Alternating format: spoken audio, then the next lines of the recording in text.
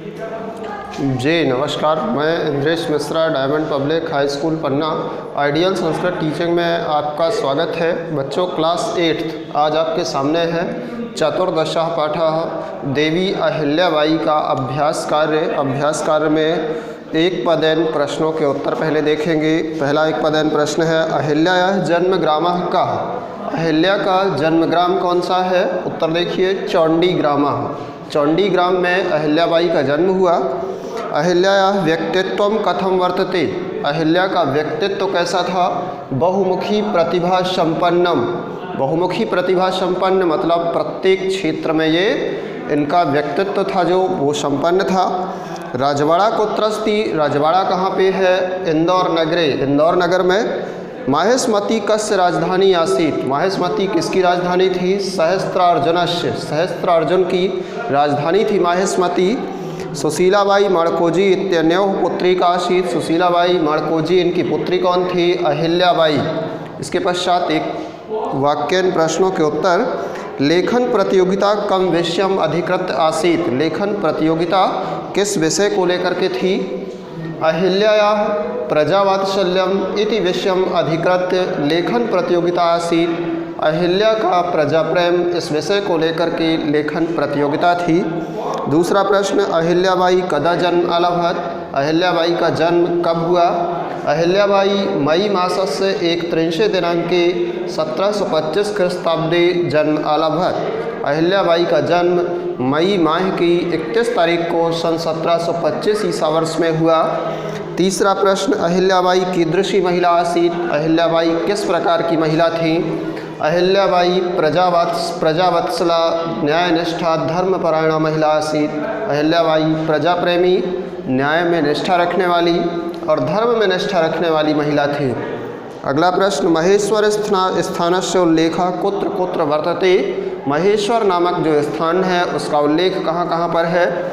रामायण महाभारत ग्रंथयोः बौद्ध जैन धर्म ग्रंथेषु अपि महेश्वरस्य उल्लेखः वर्तते। रामायण महाभारत ग्रंथों में, बौद्ध जैन धर्म ग्रंथों में भी महेश्वर स्थान का उल्लेख है। अगला प्रश्न, अहिल्याबाई कीदृशी सदा राजते? किस प्रकार की अहिल्याबाई सदा शोभायमान हो? सर्वं सह जित क्रोधा अहिल्याबाई सदा राजते? सब प्रकार के क्रोध को सहन करने वाली अहिल्याबाई सदा शोभायमान हो। तीसरा प्रश्न, रेखांकित पदम आधृत प्रदत्तः शब्दैः प्रश्न निर्माणं कुरु। दिए गए शब्द हैं जो स्थूल पदों के स्थान पर, रेखांकित पदों के स्थान पर लिखना है और बाकी का पूरा वाक्य उतार के क्वेश्चन मार्क लगा देना है।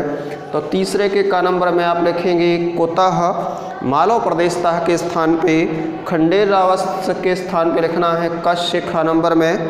गा नंबर में रघुवंश काव्य के स्थान पे लिखिए कुत्र।